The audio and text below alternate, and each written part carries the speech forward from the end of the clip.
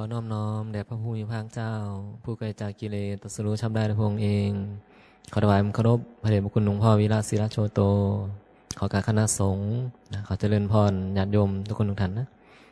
ต่อไปก็ได้เวลานั่งสมาธิฟังธรรมะมื้อนี้วันที่25 มกราคม 2569นะถึงเวลาฟังธรรมเพื่อจะได้ให้เฮาฉลาดขึ้นเนาะมีปัญญาดูเห็นตามเป็นจริงจะได้บ่ต้องเป็นทุกข์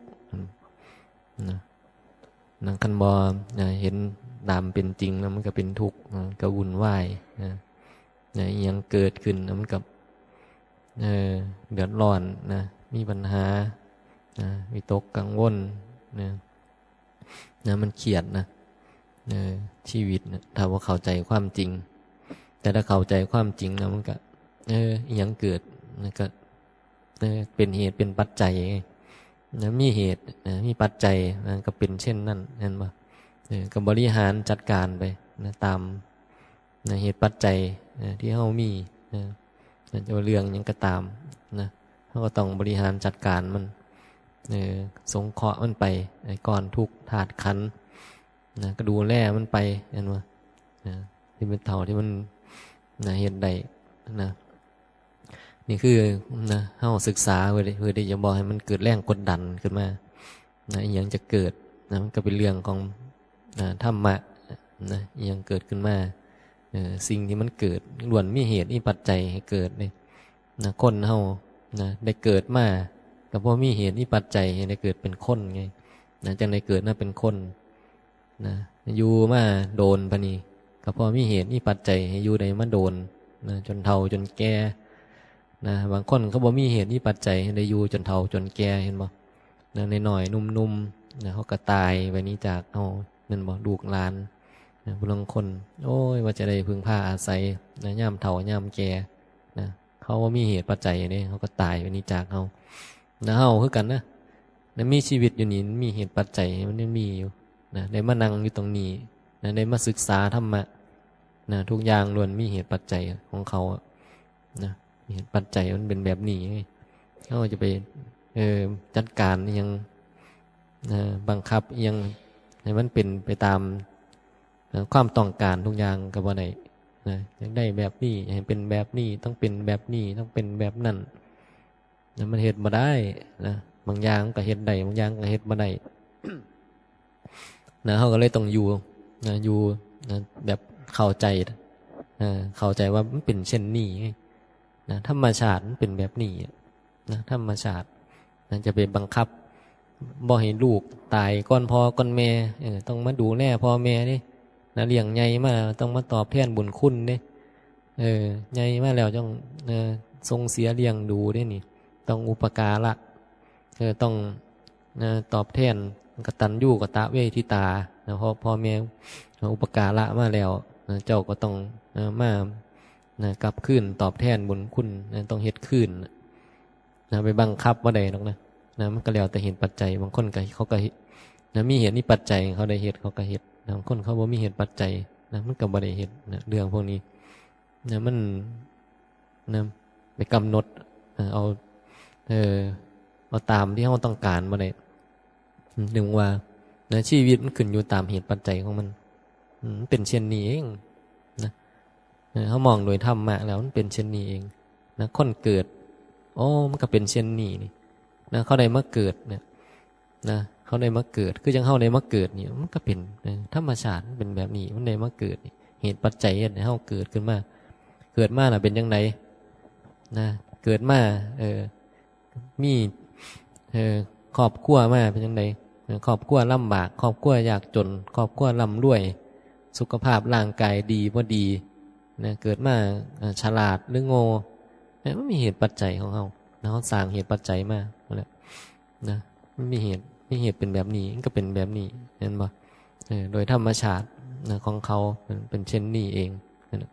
เขาก็สามารถที่จะรับรู้ว่าเนี่ยมันเป็นขันเขาศึกษาดูเขาจะรู้ว่าโอ้แต่ละคนมันสร้างเหตุไว้แล้วสร้างเหตุปัจจัยไว้เขาบางที่เขาไปฝืนเขาไปเฮ็ดยังบ่ได้ยังลูกหลานเขาเนี่ย นะเขาสร้างเหตุปัจจัยมาเขาพยายามจะสอนให้เขาดีนะให้เขาฉลาดให้เขานะจักแยกแยะอิหยังใดให้มันเป็นคนดี แต่สุดท้ายนะลูกหลานเฮาบางคนก็ไปอยู่ในคุกในตารางเขาพยายามเต็มที่แล้วนั่นบ่คือเฮานี่ไม่แต่ตัวเฮาเองเฮายังไปเฮ็ดหยังนั้นบ่ได้นะบางอย่างว่าอยากเจ็บอยากป่วยนางอุตสาห์รักษาสุขภาพอย่างดีนะก็เจ็บก็ป่วยนะว่าอยากตายบางคนนะเขาบ่อยากตายนะถึงเวลาของเขานะบางทีเขาบ่ตายบ่ได้เจ็บได้ป่วยหยังเขาก็ไปเกิดอุบัติเหตุตายเนี่ยมันมีธรรมชาติพวกนี้มันเกิดขึ้นนะก็มันอยู่กับเหตุปัจจัยของธรรมชาติไงนะแล้วก็เป็นเรื่องของปกติของสังขารเนาะก็บ่ต้องไปอีหยังหลายแล้วนะเข้าใจว่ามันเป็นแบบนั้นนะตายกับอยู่นะมันก็เป็นเรื่องของสังขารที่มันนะเท่าเดิมเท่าเก่านะเป็นเรื่องปกติของสังขารมันเป็นแบบนี้นะธรรมชาติเขาเป็นแบบนี้นั่นบ่เขาต้องยอมรับความเป็นจริงเลยว่าธรรมชาติเขาเป็นแบบนี้นะมีอย่างที่มันเกิดมีเหตุของเขาเหตุของเขาให้เป็นแบบนี้เนี่ยเขาก็เลยบ่ต้องวิตกกังวลอหยังกับเรื่องอหยังจะเกิดก็เกิดไปนั่นบ่ถ้าทำดีที่สุดนะทำภาระหน้าที่ของเขามันดีที่สุดก็เป็นพ่อบริหารถาดขันก่อนทุกไปมือใดอยู่ในหอดมือใดก็มือนั่นแหละนะอยู่เหมือนตายแล้วนะตายเหมือนอยู่เหมือนตายอยู่เหมือนบ่มีชีวิตนะอยู่เหมือนบ่มีชีวิตอยู่ในโลกนี้เห็นบ่อยู่ไปตามเหตุปัจจัยของธรรมชาตินะอยู่แบบธรรมะนี่คันมันยึดมั่นถือมั่นมันก็บ่คิดแบบนั้นคันมันยึดมั่นถือมั่นหลายนั่นบ่มันจะมีเรื่องอยู่ตลอดนะคณะนะสังเกตว่าเฮาจะมีเรื่องอยู่ตลอดคันเจ้าของป่วยขึ้นมาแล้วก็เอาแล้วนะจมให้เจ้าของเนี่ยด่าเจ้าของมันคือนั่นตายแท้เห็นบ่ป่วยยามใดมันจิตตายจังเทื่อป่วยนี่มันเป็นนั่นเป็นนี่อยู่นี่ล่ะเห็นบ่ด่าเจ้าของในบัดนี้บัดนี้คันผู้อยู่นำเขาเฮ็ดนำบ่ดีนะเขาบ่พาไปหายุกหายาหาหมอหาหยังเอาแล้วนะเป็นปัญหาแล้วมันอยากให้กูตายมันอยากให้มันมุ่งจักบุญจักคุณนะบนนะบัดนี้นะท่วงบุญท่วงคุณเห็นบ่นี่แหละนะไม่ได้ตัวเองอยู่ตัวคนเดียวมันก็ด่าตัวเองนะเกิดมาใส่กรรมใส่เวรอีหยังของกูนะจะแม่นมันทุกข์มันยากจะแม่นมันมีแต่เวรแต่กรรมผีหาตัวใดมาเฮ็ดโทษผีโทษหาไปโทษมันสุอย่างนั่นแหละนะคนขาดการศึกษาเนี่ยนะมันด่าคนอื่นบ่ได้ก็ด่าตัวเองเพราะว่ามันแรงกดดันไงนะมันมีแรงกดดันมาว่าเพิ่นว่าเฮาเด้แล้วก็เนาะบ่เข้าใจธรรมะนี้นะเฮามีแรงกดดันเฮาก็จะด่ามันบ่ประสบความสำเร็จในหยังนะเฮาก็จะมาโทษนั่นโทษนี่โทษตัวเองบ้างโทษคนนั้นบ้างโทษคนนี้บ้างโยนความผิดให้ผู้นั้นโยนความผิดให้ผู้นี้เรื่องนั้นเรื่องนี้คือตัวตนน่ะมันหลงนะพอมันหลงน่ะมันก็คิดเป็นตัวเป็นตนไปก็มีเหตุปัจจัยแบบนี้ไงบางทีเขาทำดีที่สุดแล้วผลน่ะบ่รู้ว่ามันจะเกิดอย่างไรนะมันอาจจะบ่เป็นตามที่เขาคาดหวังไว้หรอกนะทำเต็มที่เห็นบ่บางคนบอกโอ้ทำธุรกิจการทำโน่นนี่นั่นนะเต็มที่แล้วนะแต่สุดท้ายนะผลที่ได้มามันเป็นอย่างคือว่าเป็นตามที่เขาคาดหวังไว้มันคือบ่ได้นะแบบที่เขาต้องการเนี่ยแหละนะเหตุปัจจัยมันเป็นแบบนั้นไงนะกรรมบางอย่างเนี่ยถ้าเราไปศึกษาเรื่องของกรรมเนี่ยเขาจะรู้ว่านะกรรมวิบากกรรมบางอย่างนะมันส่งผลนะมันค่อยบีบคั้นตัดรอนถึงเขาจะเฮ็ดดีมันในที่มันก็บ่ได้ดีหรอกนะอย่าคิดว่าเฮ็ดดีเฮ็ดบุญนะถึงบางคนถึงพูดว่านะทำดีได้ดีมันมีอยู่ที่ไหนนะมีเห็นทำชั่วแล้วก็ได้ดีมีอยู่ทมไปเห็นบ่เขาว่ากรรมชั่วมันยังบ่ทันส่งผลไงไอ้ที่ว่าทำชั่วได้ดีทำชั่วได้ดีสุดท้ายบางคนก็ไปเข้าคุกเข้าตารางอยู่นะที่ตอนที่เห็นเขาเทศธุรกิจ นะธุรกิจมืดธุรกิจเท่าอย่างก็ว่ากันไปนะเห็นบัดนี้เห็นเขามั่งเขามีเห็นเขาร่ำเขารวยเห็นบ่เขากดเขาโกงก็ว่าเขาได้ดีสุดท้ายเห็นบ่กรรมมันก็ตามท่านบางคนนะมันบ่ได้มันว่ากรรมมันจะส่งผลทันทีไอ้บางอย่างมันก็ต้องรอนะรอจังหวะรอโอกาสให้มันมีเหตุมีปัจจัยที่มันจะส่งผลก่อนไอ้แนวกรรมดีมันมีอยู่มันนั่นกันไงนะ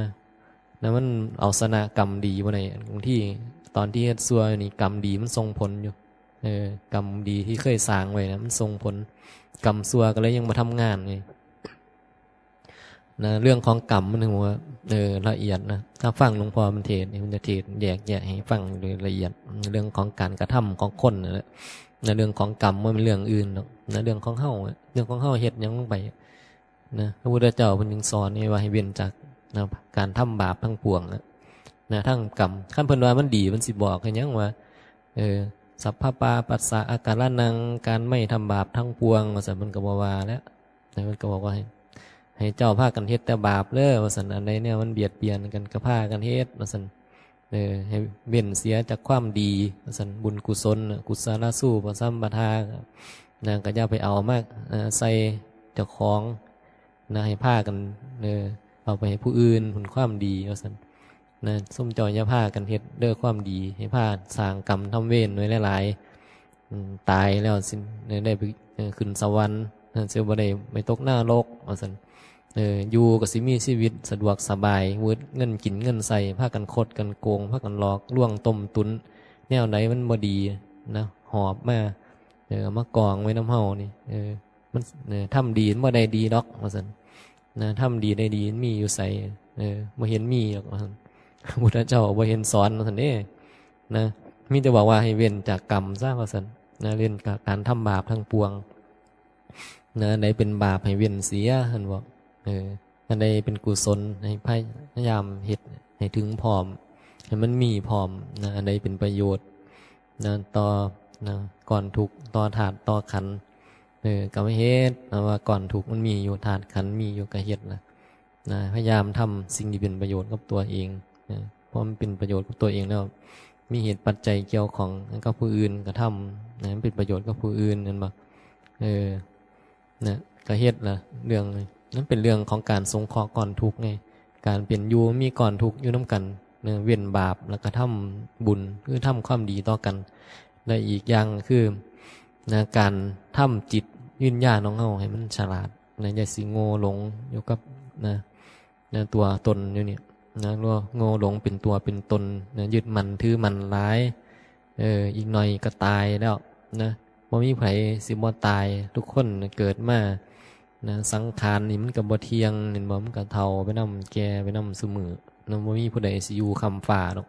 บ่มีผู้ใดสิบ่แก่แม่นบ่แก่มันก็ต้องเจ็บต้องป่วยเจ้าบ่แก่เจ้าก็เจ็บก็ป่วยแม่นบ่เจ็บบ่ป่วยมันก็ต้องตายอยู่ดีเห็นบ่บางคนบ่ทันละแก่บ่ทันละเจ็บบ่ทันละป่วยแต่ก็ตายแต่ส่วนมากแล้วมันก็แก่ก่อนแล้วก็ป่วยแล้วก็ตายเห็นบ่เป็นเรื่องปกติไงมันบ่มีผู้ใดที่มาอยู่บนโลกนี้เป็น100 ปี1,000 ปีนะเดี๋ยวมันก็ตายแล้วต้องพยายามเพิ่นก็เลยบอกต้องรู้จักว่านี่สังขารของเฮานี่มันอยู่บ่โดนอย่าไปยึดมันถือมันท่านบอกก็ทำมาหากินเลี้ยงปากเลี้ยงท้องเลี้ยงตัวเองเลี้ยงคนที่อยู่เกี่ยวข้องกันก็เลี้ยงกันไปดูแลกันไปพึ่งผ้าอาศัยกันได้ก็พึ่งผ้าอาศัยกันนั่นมาเหตุสิ่งนี้มันจะเป็นประโยชน์ต่อกันอีกอย่างที่ไม่เป็นประโยชน์ต่อก่อนทุกข์ต่อตัวตนที่มันมีอยู่ต่อร่างกายจิตใจที่มันมีอยู่นี่ก็เฮ็ดดีๆน้ำกันดีล่ะจะไปเบียดเบียนกันทำไมมันจะไปด่ากันทำไมจะไปทะเลาะกันทำไมจะไปลักไปขโมยไปคดไปโกงกันอีหยังแต่ละคนมันก็มีความทุกข์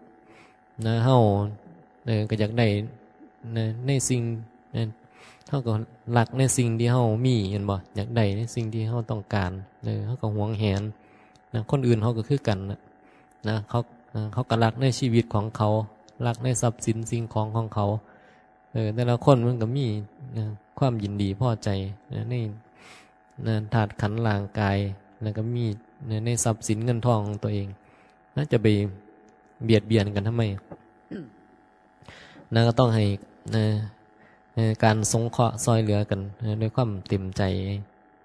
นะด้วยความเต็มใจด้วยความฉลาดมันว่าอยู่น้ำกันก็ดูแลกันด้วยความฉลาด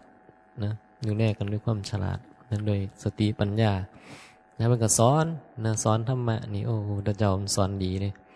แต่คนสมือนี่บ่ได้สนใจไงเห็นเขาด่ากันสมือผู้บ่าเห็นอยู่ใน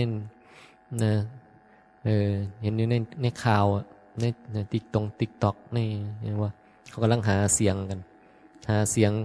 คนหาเสียงนี่ก็ต้องชูนโยบายนี่นโยบายคือสิ่งนี้จะเอามาเฮ็ดนะเอามาปฏิบัติสมว่าคิดนโยบายออกมาจะเฮ็ดนั่นเฮ็ดนี่เอามานำเสนอให้มันเป็นแรงจูงใจเพื่อที่จะให้คนได้เห็นแล้วก็มาเลือกเฮาเพื่อเฮาจะได้เข้าไปเฮ็ดสิ่งนี้ให้ก็ว่ากันไปส่วนเฮ็ดหรือบ่เฮ็ดก็บ่รู้แต่ว่าสู้ไว้ก่อนเว้าไว้ก่อนนะเขาได้เป็นสิเฮ็ดให้ซุมเจ้าได้ว่าซั่นสิเฮ็ดให้หมู่เจ้ามีอยู่มีกินมื้ออื่นบ่อยากนำได้รวยหยังก็ว่ากันไปก็มีนโยบายออกมา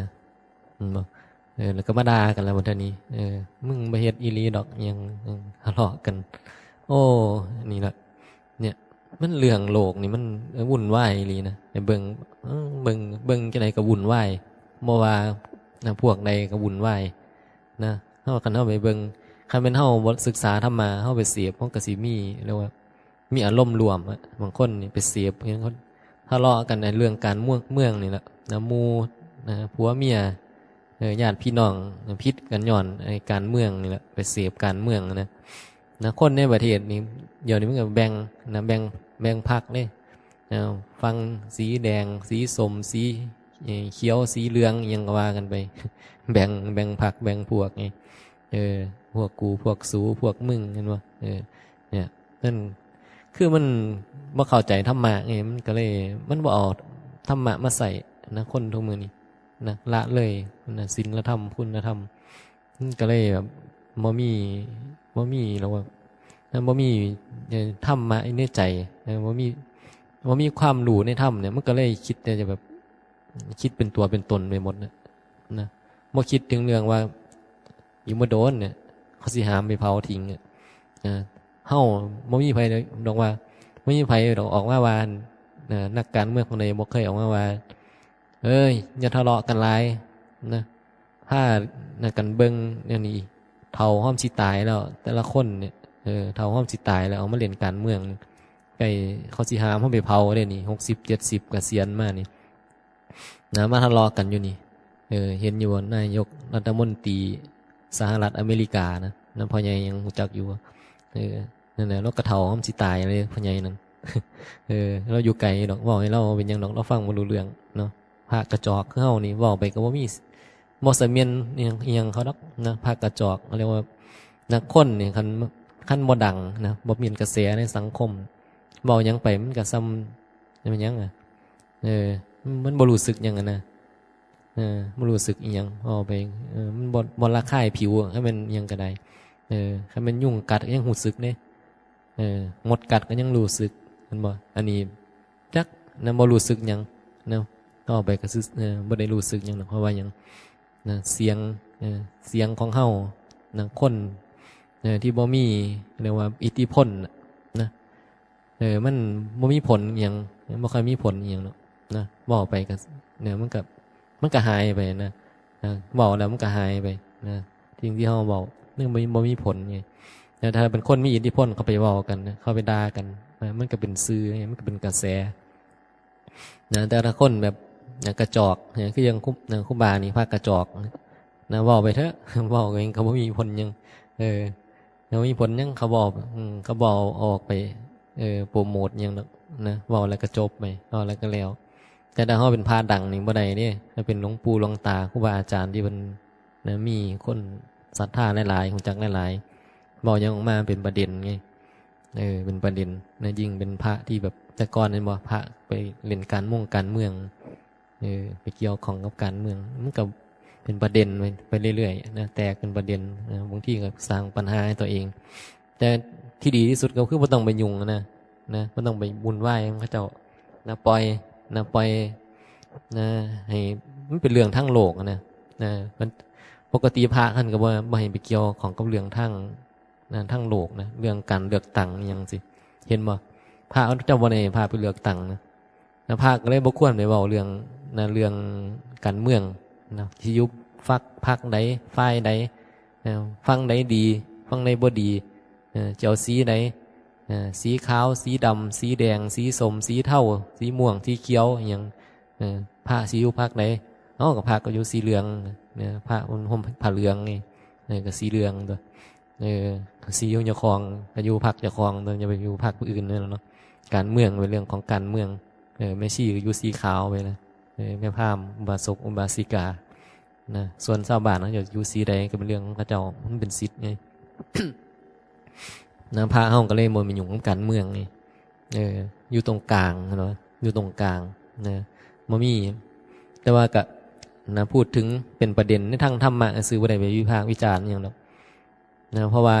อันที่ครูบาว่าพ่อใหญ่นี่เฒ่าใกล้สิตายแล้วนี่ ก็แม่นบ่ซั่นนะเราเป็นท่านหน้าที่บดีเท่าไหร่ละ70 80ละยังอยากเป็นประธานหน้าที่บดียังอยากเป็นนายกรัฐมนตรีอยู่ยังเขาดีโจมปีกอยู่เสมอโอ้ยก็ยังจะเป็นบ่เลิกมาแล้วเฒ่ามันเสียเผาอะไรก็ยังหิวเยื่ออยู่นะพูดถึงว่าเฮามันเฒ่าแล้วก็เบิ่งในว่าสังขารมันเฒ่าก็เป็นก็เป็นในลูกให้หลานเขาในเพิงทางอื่นซะเป็นที่ปรึกษาเป็นยังคนเฒ่าแล้วก็ต้องมีเขาเรียกว่าประสบการณ์กระลายมาผ่านชีวิตมามากแล้วนะลูกหลานก็ยักการอะไรอย่าเลยอะไรไหมเนาะผู้เกิดใหม่ใหญ่รุ่นกับมาถามมันต้องมาปรึกษาอะไรไหมเนาะผู้เฒ่าความคิดมันก็เก่าบางอย่างมันก็บ่ทันสมัยก็แม่นอยู่นั่นแหละนะแต่ว่าคันสิไปขวมไปกายผู้เฒ่าหลายมันก็บ่แม่นไง นะผู้เฒ่ามันก็หูมาก่อนนะเฮาแต่สมัยใหม่มันก็เปลี่ยนไปเนาะแต่มันก็ข้ามกันบ่ได้ไงแต่พระเพิ่นยังมีพรรษาหลวงปู่หลวงตาครูบาอาจารย์องค์ใดเพิ่นว่าพระผู้ใหญ่นะต่อให้สงฆ์จะประชุมกันแล้วตัดสินใจแล้วนะว่าเฮ็ดแบบนั้นแบบนี้แต่ถ้าเกิดมีพระเถระผู้ใหญ่เพิ่นติ่งเพิ่นเตือนนะมันก็ต้องหยุดนะบางทีบางอย่างสงฆ์ประชุมกันแล้วคำว่าสงฆ์นี่ก็หมายถึงคนหมู่มากนะพระหมู่มากคณะสงฆ์ไง4 รูปขึ้นไปนะว่าเป็นสงฆ์ครบองค์สงฆ์นะ4 รูปขึ้นไปครบองค์สงฆ์ประชุมกันว่าตัดสินใจว่าเฮ็ดแบบนี้ นะแต่ถ้าอยู่ในตรงนั้นมีเถระพระเถระผู้ใหญ่นะคัดค้านเนาะมันจะมีคำว่าเถระประสงค์นี่นะก็เป็นความประสงค์ของพระเถระนะเพิ่นคัดค้านหรือเพิ่นบ่เห็นบ่ยินยอมด้วยนะก็บ่สามารถที่จะเฮ็ดจังไดนะอันนี้คือเป็นเรื่องของพระนะเพิ่นถือว่าให้ผู้ใหญ่ให้ผู้ใหญ่ได้มีสิทธิ์มีส่วนร่วมนะปรึกษากันก็จริงอยู่นะแต่พระผู้ใหญ่เพิ่นว่าบ่เห็นนำนะเพิ่นว่ามันบ่ดีนั่นบ่นี่ก็มีเหตุผลนะส่วนที่ถูกต้องบ่ถูกต้อง แต่ว่าขั้นพระผู้ใหญ่นะขั้นเป็นพระที่เป็นพระจริงๆนะเป็นพระอริยะจริงๆนะเพิ่นก็ต้องเห็นเพิ่นบ่คิดนะได้ดีมีเปลี่ยนอยู่แล้วไงคือพระนี่พึ่งได้ไงพระผู้ใหญ่พระเถระผู้ใหญ่นะถ้าเพิ่นยิ่งเป็นพระอรหันต์เนี่ยนะเพิ่นบ่ได้คิดไปทางแบบโลกไงนะมันก็ต้องมองในมุมที่ว่ามันสิมีเหตุมีผลข้อดีข้อเสียอย่างเงี้ยมันสินะมันก็จะบ่ได้คิดแบบเห็นแก่ตัวแก่ตนนะอันนี้ทางพระนั่นก็เลยเห็นได้ไงแต่ว่าทางโยมก็บ่รู้นะผู้เฒ่าไอ้หัวงอกๆนี่อาจสิกิเลสยังหนาเลยแบบบ่เฮ็ดจังซี่ไม่เฮ็ดจังซี่ได้จังไดบ่ได้ดอกมันสิมาขัดผลประโยชน์ของกูบ่กูยังอยากใหญ่อยู่กูยังอยากเป็นประธานาธิบดีอยู่นี่กูยังอยากเป็นนายกรัฐมนตรีอยู่นะกูบ่ยอมดอกจังซี่มันก็บ่ได้ทางโลกนี่มันวุ่นวายอย่างดีนะมันเป็นแรงมั่วสุมของกิเลสตัณหานะมันก็เลยเห็นบ่ได้เห็นบ่ เท่าๆก็เลยต้องมาแข่งขันกับเด็กหน่อยแม่นบ่เส้นนี่สิบอกว่าเอ้ยกูเฒ่าแล้วได้สู้ว่าซั่นสู้คิดมีความเห็นจังไดล่ะคิดจังไดก็ว่ามาดูมันคือบ่คือจังไดมาปรึกษาหารือจังไดพ่อใหญ่เจ้าเฒ่าแล้วเป็นจังไดลูกหลานว่ามานี่ถูกอยู่บ่นี่เจ้าบ่ต้องมาแย่งตำแหน่งเขาดอกจะเป็นนั่นเป็นนี่เนาะเฒ่าพ่อแห้งแล้วมันบ่เจ้าก็เป็นพ่อใหญ่แล้วเขาก็นับถือเจ้าเขาบ่ปล่อยให้เฮาตายฟรีดอกคันเฮาฉลาดอยู่นั่นนะแม่นเขาปล่อยเฮาทิ้งเฮาก็บ่ตายฟรีด้วยกันเฮาฉลาดเฮามีปัญญาอยู่มีแต่เฮาสิได้ซอยเขานะซอยเด็กหน่อยเขาใหญ่มาทีหลังเขาก็จะมีชีวิตที่ดีเขาก็จะมีเรียกว่าการเป็นอยู่ที่ดีให้เฮาใกล้สิมักมวยมรณะก็สิเอาไปจีเนาะก็ยังสิมาขวางเรียกว่าเฒ่าขวางโลกบางทีแห่งเฒ่าอะไรแห่งโอ้ยกิเลสแห่งหนาปัญญาแห่งหน่อยเห็นบ่มันก็แห่งมันก็คิดยังบ่ค่อยอยากออกแล้วเฒ่ามาแล้วมีแต่ความอย่างใดว่าบางคนมันมองว่าเฒ่าแล้วมันสิปล่อยสิว่างเด้อแห่งเฒ่าแล้วแห่งขี้ตะนีแห่งโลภแม่นบ่มีผู้ใดในแบ่งสมบัติให้ลูกให้หลานก่อนมันบ่ตายคนเฒ่ามันมีบางคนบ่เฮ็ดแบบนั้นมันบ่ได้ฉลาดขนาดนั้นไงกูตายพุ่นละสู้จังไปฟ้องเอาแม่นบ่ลูกเต้าญาติพี่น้องลูกหลานนี่เหลืออยู่คันกูบ่ตายสู้บ่ได้ดอกมูลกูบ่ได้แบ่งนี่บ่ได้คิดว่ากูเฮ็ดมันไว้ตอนนั้นก็ว่ากูเฮ็ดไว้ให้ลูกหั่นล่ะก็อ้างอยู่หั่นแหละแต่ว่าบัดเฒ่ามาก็สิตายก็ยังบ่เห็นแบ่งให้ลูกอันนี้ก็ยังเป็นชื่อเจ้าของอยู่ตายแล้วเขาไปแจ้งก็จังไปลูกหลานก็จังไปแบ่งกันเองเนี่ยมันยึดนะอย่าคิดว่าไอ้เฒ่าแล้วมันสิบ่ยึดไงศาสตร์ว่าธรรมะบนได้ซึมลงจิตใจตัวตนมันเข้มข้นอย่างกิเลสยังหนาปัญญาหาเงินหาทองกับเก่งอยู่แล้วหามาได้เทื่อเบียดเบียนเข้ามาก็มีในเรื่องแต่ว่าตัวตนมันบ่ได้ลดลงไงกิเลสมันยังหนาคือเก่าเนี่ยมันก็ยากอยู่ดอกเว้าเรื่องของธรรมะก็เว้าเรื่องโลกนี่มันสวนกันคือจังอีหยังนี่ตัวมันเดินสวนกระแสนะฮะแต่ว่าเบิ่งมองธรรมะก็ไม่มองเรื่องโลกมันเดินสวนกระแสกันนะคือจังน้ำมันไหลลงไปทางนึงธรรมะมันสวนมาทางนึงไงทางโลกเขาบอกว่าต้องได้ต้องดีต้องมีต้องเป็นแม่นบ่เขาต้องมีเท่านั้นเท่านี้ต้องได้เท่านั้นเท่านี้ทางโลกเขาคุยกันสิเฮ็ดจังไดจังสิได้อันนั้นอันนี้สิมีกำไรมันจังสิร่ำสิรวยสิได้ยศตำแหน่งมาอันนี้คือทางโลกเขาคุยกันไงทางธรรมมาคุยจังได๋บ่เท่านี้โอ้ยของหมู่นั้นนะมันเป็นบ่ได้มีค่าอีหยังดอกเอ้าเนี่ยเรื่องลาภยศตำแหน่งสรรเสริญสุขบ่มีค่าอีหยังบ่เป็นของมีค่าได้มาก็แค่เอามาสงเคราะห์ก่อนทุกข์ซื่อๆมันดูแลธาตุขันธ์ซื่ออีกหน่อยเขาก็ห้ามไปเผาทิ้งแล้วสวนกันเลยแบบนี้บอกไปคนละทาง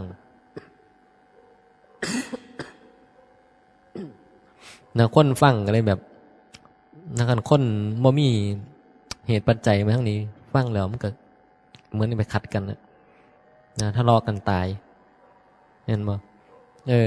ทะเลาะกันกันไปเว้าแบบตัวตนเอาตัวตนขันทางธรรมมาเข้าใจทางโลกนะมันจะวุ่นวายทันทีแต่ถ้าทางเพราะว่าทางโลกจังได๋เขาก็บ่เข้าใจทางธรรมไงเหมือนคนบางคนว่าปฏิบัติธรรมโลกมันก็บ่เจริญแหละชีวิตมันก็บ่รุ่งเรืองแล้วมันก็เฮ็ดให้บ่พัฒนาขาดการพัฒนาเห็นบ่คันว่าปฏิบัติธรรมแต่ละคนมาปฏิบัติธรรมคันพากันบวชเบิดมันสิได้กินหยังคั่นว่าโอ้ยแล้วโลดคันมาบวชได้เบิดก็มาเบิ่งในพระนี่กับโยมมันสัดส่วนแตกต่างกันเนี่ยอย่างว่าบวชพอ3 เดือนก็ว่ามุมพรรษาก็จะพากันอยากศึกแล้วบ่เพราะว่าพระว่าแม่ชีเนี่ยมันบ่เป็นว่ามันสิได้บวชได้ง่ายเจ้าคิดว่าคันว่าบวชเบิดสิพากันกินหยังเจ้าอย่าไปคิดว่าเจ้าสิมาบวชเบิดได้นะคันมันบวชเบิดได้มันโอ้ยสาธุนำมาแล้วเห็นบ่ หมดอดตายกันแล้วกันละนะขั้นนักบวชนะมันก็มีวิธีการหากินขั้นบวชในขั้นฉลาดเห็นเรื่องของตัวตนในปนั้นนะบ่อดตายแต่ควายมันมีสมองสำคนยังบ่อดตายเลยแล้วปล่อยเขาปลามันยังไปหากินหญ้ามันก็ยังรอดได้เลยภาษายังคนนะมีสติปัญญา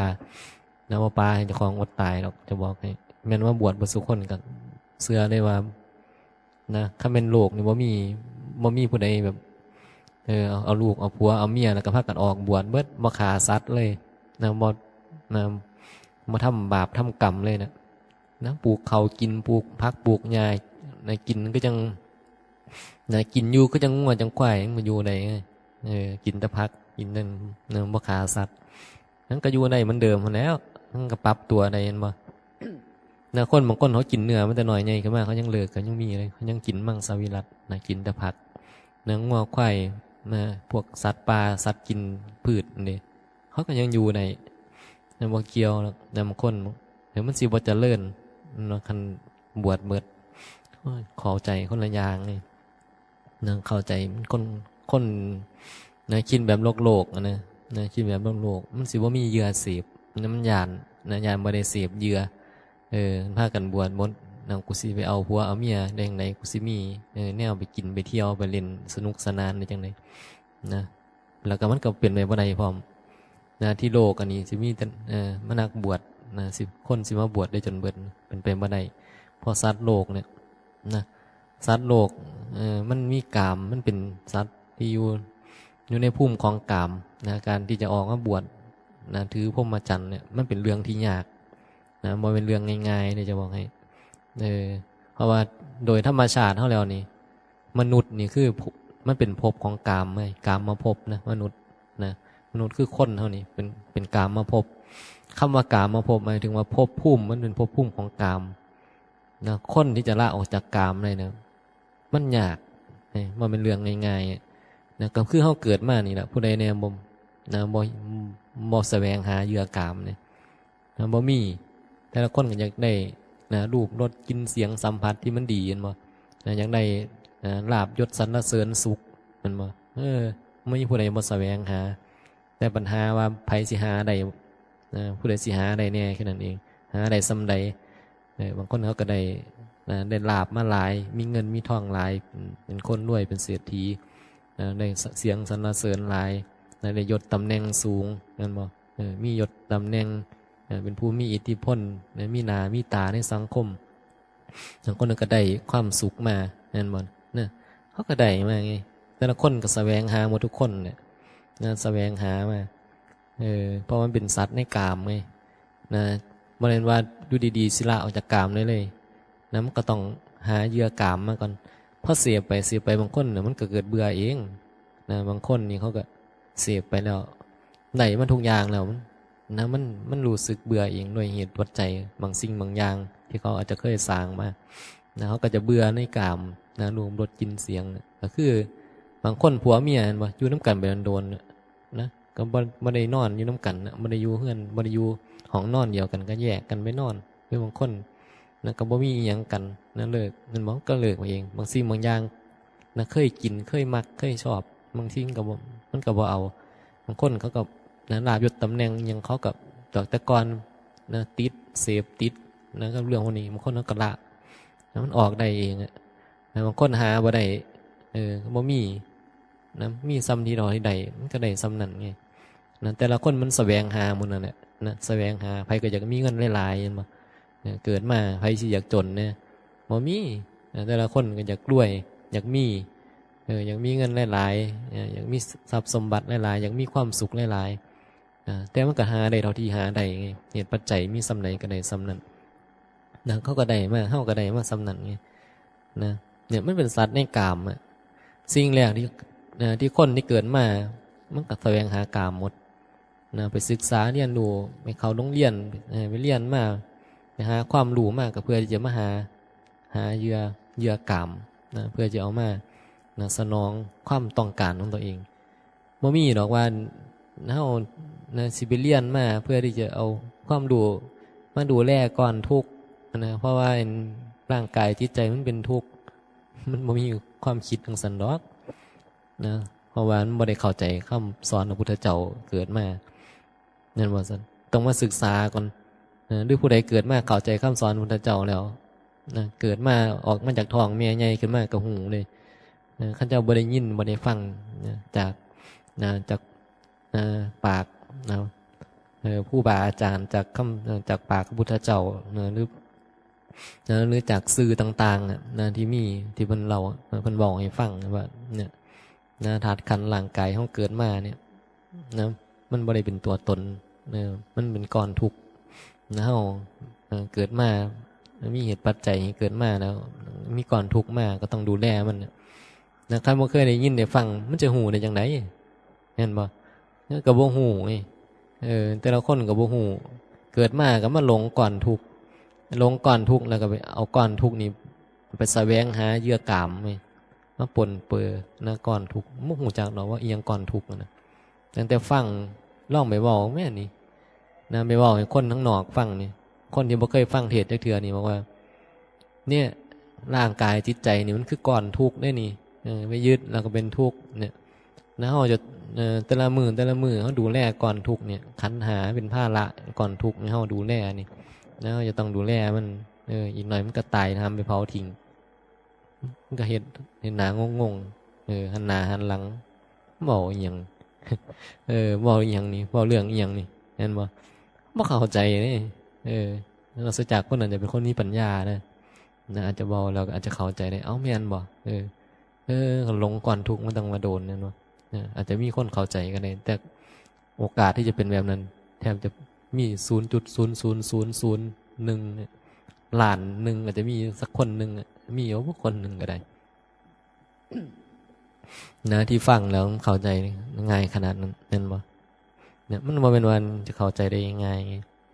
นะเฮานี่หลงมาเท่าใดแล้วนะพึ่งสิมันมาได้ยินได้ฟังก็เพราะมันแม่นนี่นี่นะฟังคำสอนของพระเจ้าแล้วสังเกตว่าใบไซมันก็บ่ค่อยได้สอนนะบ่ค่อยได้สอนเรื่องไอ้เนี่ยก้อนทุกข์เนี่ยกำลังบริหารอยู่นี่เฮ็ดหยังก็เพื่อดูแลสงเคราะห์ก้อนทุกข์บริหารก้อนทุกข์ไปมากบริหารก้อนทุกข์เห็นบ่เฮ็ดสงเคราะห์ก้อนทุกข์เห็นบ่ทำมาหากินสงเคราะห์ก้อนทุกข์แต่ก่อนมันบ่ฮู้ไงนะมันลงก้อนทุกข์ของเฮานี่มันอยากต้องเฮ็ดแบบนั้นเฮ็ดแบบนี้จะเอาแบบนั้นจะเอาแบบนี้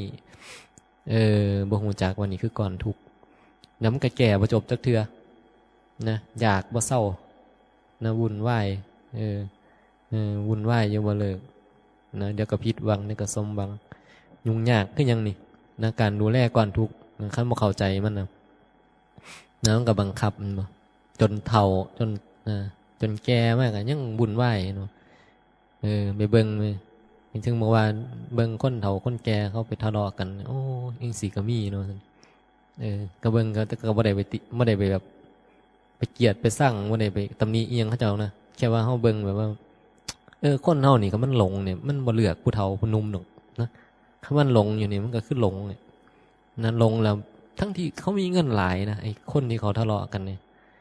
เขามีเงินหลายอยู่นะตำแหน่งยศตำแหน่งเขากับเคยได้เคยมีนะคนเกษียณมาเคยมียศมีตำแหน่งมาเงินเขาก็เศรษฐีเราไปนะคนว่ารวยยังจะไปเป็นผู้นำมาได้หรอกนะเมื่อมีการศึกษาเขาก็บอกให้เป็นต้องมีคนที่มีความรู้ความสามารถมีการศึกษามีเงินมีทองนะแต่เขาเรียกว่าเขาหลงนะเขาบ่รู้จักว่าพ่อได้แล้วนะเฒ่าแล้วได้เฮานี่นะเฒ่าแล้วนะพ่อใหญ่เจ้าเฒ่าแล้วซั่นเจ้าเฒ่าแล้วอีกบ่โดนหรอกมัน80แล้วนะอีกบ่ฮอด20 ปีหรอกเจ้าก็ตายว่ายังบ่เกินนั่นหลายดอกนะ100ยังเป็น100กว่าก็เพิ่นบ่ฮอด100หายากผู้สิฮอด100นะอยู่มอแม่บ่ได้บ่นะ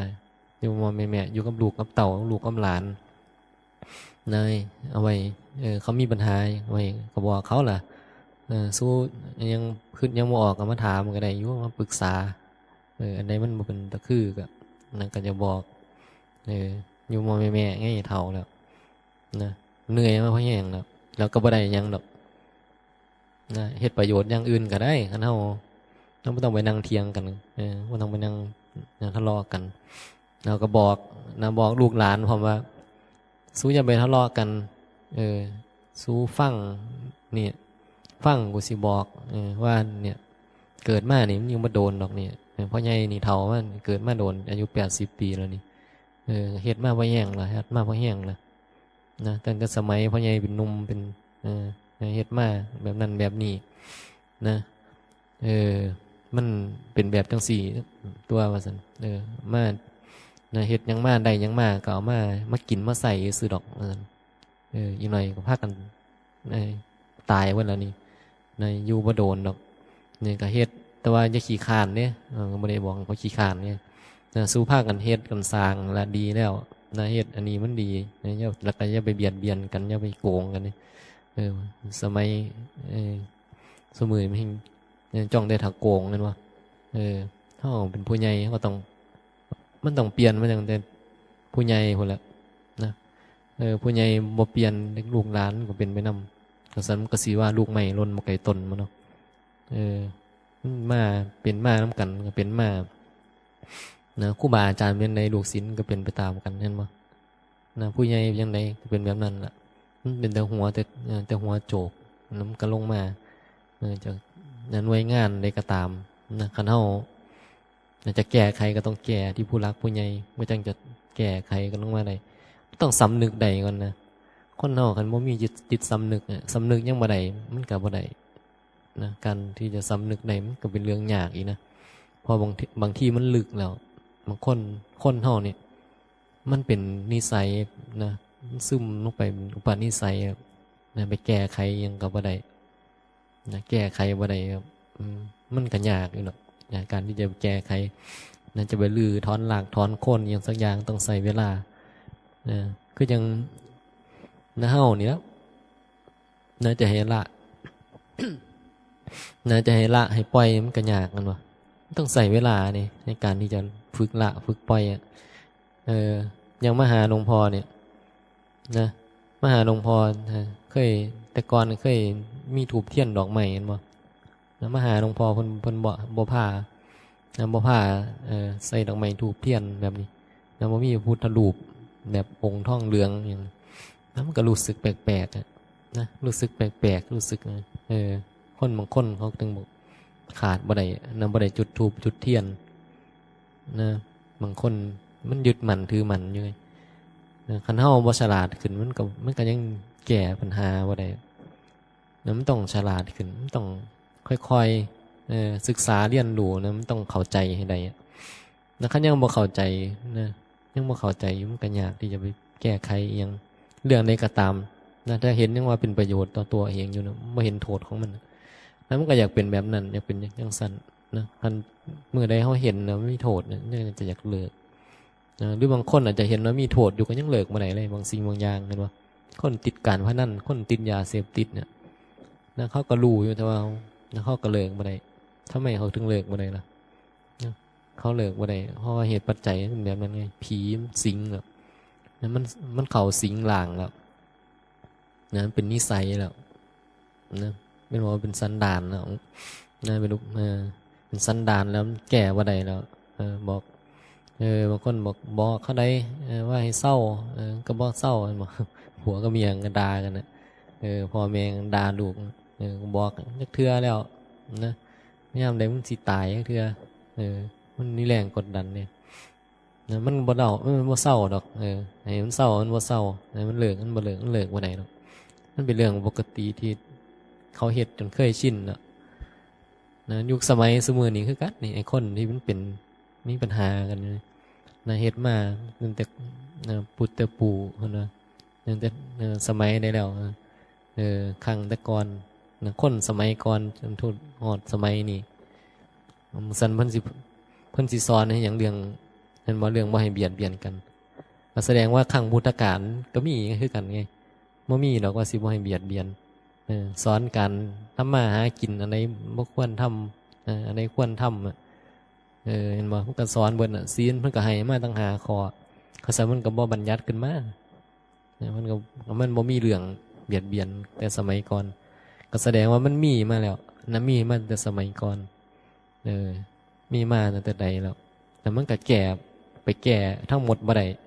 มันก็จะแก่ได้เฉพาะบางคนนี่นะมันก็เลยสอนก็เลยมาสอนคนบางคนนะให้เขาเข้าใจแล้วเขาก็ไปแก้ตัวเขาเองนี่เขาก็จะได้อยู่บ่ต้องเดือดร้อนนั่นบ่นะก็มาสอนก็อย่างมึงนะครูบาอาจารย์มาสอนเท่านี้ละพระพุทธเจ้ามันก็สอนคนบางคนนะก็ได้บางคนไงคนใดรับฟังแล้วรับพิจารณาไปปฏิบัติตามมันก็มีผลกับคนนั้นเป็นเรื่องของปัจจตังไงเฉพาะบุคคลเฉพาะตนเองเห็นบ่มีคน100 คนมีคน1,000 คน10,000 คนมาฟังนะคันคนใดบ่เข้าใจก็บ่ได้เอาไปใส่ประโยชน์แต่ถ้าคนใดฟังแล้วเข้าใจมันก็เป็นเรื่องประโยชน์ของผู้นั้นนี่ก็ได้เอาไปใส่ผู้นั้นก็ได้รับประโยชน์นะเป็นเรื่องเฉพาะบุคคลนะเป็นเรื่องเฉพาะบุคคลนะคนนะบางคนเขาก็บ่ได้ประโยชน์จากสิ่งนี้นะแล้วก็จะไปว่าเขาก็บ่ได้พร้อมนะไปบอกไปว่านะไปด่าไปนะเขาบ่ได้เหตุปัจจัยเป็นแบบนั้นนะเป็นเรื่องเฉพาะนะเฉพาะเห็นบ่เนี่ยมันก็เป็นมาตั้งแต่ครั้งพุทธกาลนี่นะมาถึงยุคสมัยเสมอกันนะเพิ่นเทศธรรมะนะเทศธรรมะเพิ่นสอนธรรมะอีหยังต่างๆนะก็ได้เฉพาะคนบางที่มันจำแนกนะก็เลยจำแนกออกว่าบุคคลนี่มีอยู่มี4 ประเภทจังซี่นะมีพวกนึงที่สอนง่ายเว้านิดหน่อยก็เข้าใจได้พวกนึงก็ต้องอธิบายนะเว้านิดหน่อยบ่เข้าใจก็ต้องอธิบายฟังนะนั่งเว้าสู่ฟังพุ่นละเอาจนเมื่อยพุ่นละบางคนก็เข้าใจได้หรือบางคนเว้าเท่าใดฟังเท่าใดก็บ่เข้าใจก็ต้องกลับเก็บไปคิดไปนึกเอาอยู่บ้านอยู่เฮือนกลับไปตรงที่ของตัวเองก็ไปพิจารณาเองนั่นบ่จำเอานะจำไปทบทวนไปพิจารณานึกไปไปนอนฟังวิทยุโทรศัพท์ยังกระตามไปฟังซ้ำๆดูมันก็จะเข้าใจได้อีพวกนึงฟังเท่าใดก็บ่เข้าใจฟังจนตายก็ตายทิ่มซื่อฟังแล้วก็ฟังอีกก็ฟังโลดฟังเท่าใดก็ฟังไปเถอะก็บ่เข้าใจดอกว่าซั่นเพิ่นว่าฟังจังได๋ก็บ่เข้าใจให้เจ้าฟังเท่าใดเจ้าก็บ่เข้าใจดอกนะเพราะว่าเจ้าเป็นพวกที่บ่เข้าใจไงมันมีแยกออก4 พวกไงพวกที่เข้าใจได้เร็วพวกที่ฟังอธิบายก็จังเข้าใจได้แล้วก็พวกนึงต้องไปเฮ็ดการบ้านคือฟังดูพิจารณาดูจังจะเข้าใจอีกพวกนึงจะพิจารณาเท่าใดจะฟังเท่าใดเบิดสิทธิ์บ่เข้าใจ แต่ว่าก็ได้นิสัยคือมันมีนิสัยในการที่จะพิจารณาที่จะฟังที่จะเรียนรู้อยู่นะแต่มันนำบ่เข้าใจอย่างไรซะนะบ่เห็นไม่เป็นปัจจัตตังนี่มันยัดเยียดให้กันบ่ได้นะบอกว่ามันบ่แม่นมันก็ยังบอกมันบ่มีตัวตนดอกเองนะบอกจังได๋มันก็บ่เข้าใจขนาดนี้